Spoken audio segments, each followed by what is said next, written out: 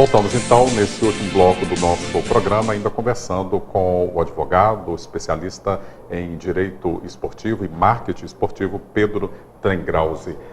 A gente estava falando sobre essa estrutura administrativa de negócios do futebol brasileiro, dos clubes, né? A gente tem acontecendo nesse momento o caso do empresário brasileiro Flávio Augusto, né, que é uma referência também aí na internet, que comprou um time de futebol, né, mais ou menos isso, nos Estados Unidos, em Orlando, está construindo lá um estádio. Agora há pouco tempo ele fez uma declaração dizendo das oportunidades e da forma como o negócio do futebol, mesmo os Estados Unidos não sendo a referência que nós achamos que não é para o futebol, ele está tendo lá essa fala do Flávio. Então, tem a ver com esse contexto que você coloca aqui do nosso futebol, ou seja, mesmo um país de não tradição de futebol, ele é, em termos de negócio, já melhor do que a gente?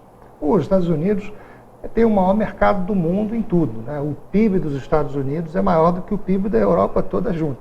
Então, sem dúvida nenhuma, os Estados Unidos é o mercado que mais tem potencial de crescimento para o futebol no mundo inteiro, mais até do que o mercado chinês.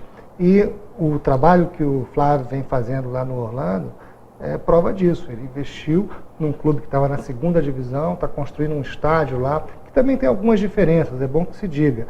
Os Estados Unidos, geralmente, eles trabalham com um conceito de exploração de mercado territorial. Um time por cidade, até mesmo por região, coisa que nós não temos no Brasil, né? Belo Horizonte tem três times, o América, o Cruzeiro e o Atlético.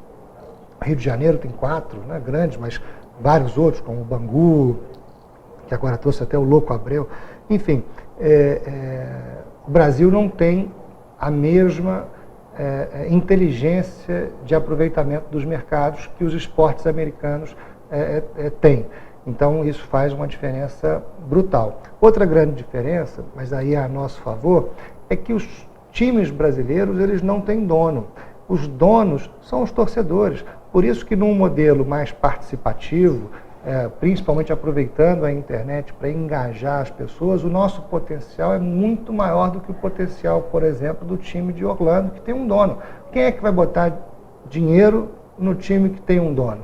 Quem tem que botar é o dono. Porque são situações completamente diferentes. São modelos de negócio completamente diferentes. Se, por um lado, existe uma rapidez na tomada de decisões naquele time que tem dono, por outro lado, existe um potencial de engajamento da torcida muito maior naquela estrutura em que a torcida é a dona do time. E se ela é a dona, é ela que tem que investir. Então, agora precisa ser dona de verdade. Exatamente. Dentro desse contexto que você está falando, né? Transparência. Transparência total e poder de decisão. Tem que participar. Como colocar isso na cabeça dos dirigentes? Você veio agora de uma disputa do Fluminense, né? Faz parte dessa estrutura lá. Como colocar isso na cabeça se é uma bandeira que você já tem levantado aí há muitos anos aqui no Brasil? Olha, eu gostaria que o Fluminense fosse o pioneiro. Aquele que sair na frente, ele vai servir de referência. E aí não tem mais jeito, porque ou se acompanha essa tendência, ou os times vão ficar muito para trás. Só assim para colocar na cabeça desses dirigentes, porque qual é o perfil do dirigente? O perfil do dirigente é um torcedor que tem um pouquinho mais de condição de disponibilidade econômica e de tempo para se dedicar ao clube. E porque ele ganhou a eleição, ele passa a entender de futebol, ele passa a saber mais de futebol do que aquele outro torcedor que não teve as mesmas condições que ele para disputar uma eleição e ser eleito presidente do clube. Ele é um torcedor como qualquer outro. Por que ele sabe mais de futebol do que a torcida? Claro que não sabe. Ele estudou isso aonde? Ele se formou aonde? Ele acha que sabe, porque ele foi eleito presidente e ele agora tem o poder de decisão. E aí, por que é que a diretoria tem condições de, numa sala fechada, escolher esse vai ser o técnico, esse vai ser o reforço, e a torcida, que também acompanha o time, que também gosta... Só aceita. Por que ela não pode participar também? Olha... Você levou essa discussão para o Fluminense? Eu apresentei a minha candidatura justamente com esses pilares, né? Transparência total, participação. Eu vinha propondo uma inovação disruptiva, realmente um novo modelo de negócio. Na minha opinião, não adianta melhorar a gestão do clube. Nós temos que mudar o modelo de negócio, porque no início do século XX, o esporte popular era o remo.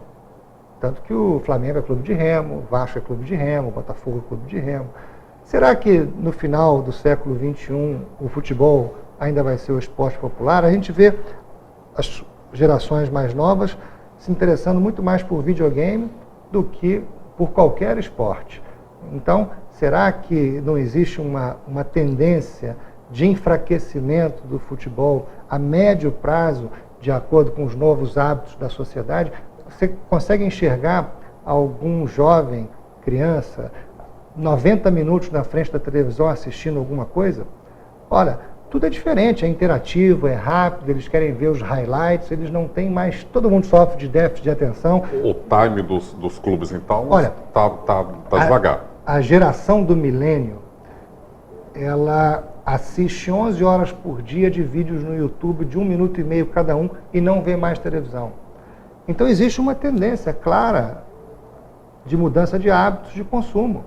E isso impacta no modelo de negócios do esporte, sem dúvida nenhuma. O Comitê Olímpico Internacional já percebeu isso, tanto que está criando um canal próprio de distribuição dos seus conteúdos na internet, está empacotando diferente as suas propriedades. A Copa do Mundo também, a FIFA, vem percebendo isso. Agora, é muito difícil para quem tem uma série de interesses cristalizados em torno de um desses eventos fazer qualquer transformação abrupta, porque a gente sabe que isso vai acontecer, mas não sabe quando.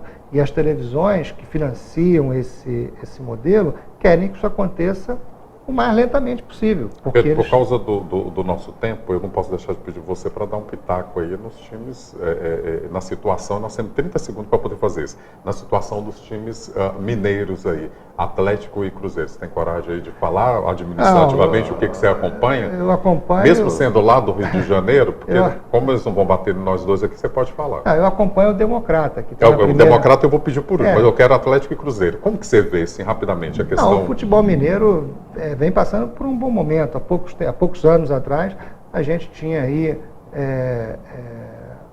Atlético e Cruzeiro ganhando tudo no mesmo ano, né? Copa do Brasil, Libertadores, Campeonato Brasileiro, agora o Atlético também veio bem. Enfim, Minas Gerais é um celeiro de bons jogadores e o desempenho dos times, tá bom que volta e meia um derrapa, né? Mas vem sendo satisfatório. Eu espero que o Democrata... E o Democrata, nessa situação toda agora? O Democrata, ele é a expressão da nossa cidade no futebol mineiro e nacional. A nossa cidade precisa se mobilizar em torno do Democrata. Agora, ela só vai se mobilizar se houver uma gestão responsável, transparente, participativa. Existe aí uma via de mão dupla, né? Da mesma forma que a cidade precisa buscar o Democrata também precisa buscar a cidade. Isso só acontece se houver honestidade de propósito, competência, transparência, tanto na gestão da cidade quanto na gestão do clube. Agora, a oportunidade de disputar a primeira divisão, ela é significativa, porque pode gerar emprego na cidade, né? Pode gerar um sentimento positivo, de orgulho, que muitas vezes a gente vê nos Estados Unidos. As pessoas andam com o boné de Nova York, que é o boné de um time, do time de beisebol, né? Aquele New York Yankees, o símbolo de Nova York. Isso, né? É fundamental construir isso. Aliás, tinha um projeto muito interessante de um estádio na cidade, até integrado com a universidade.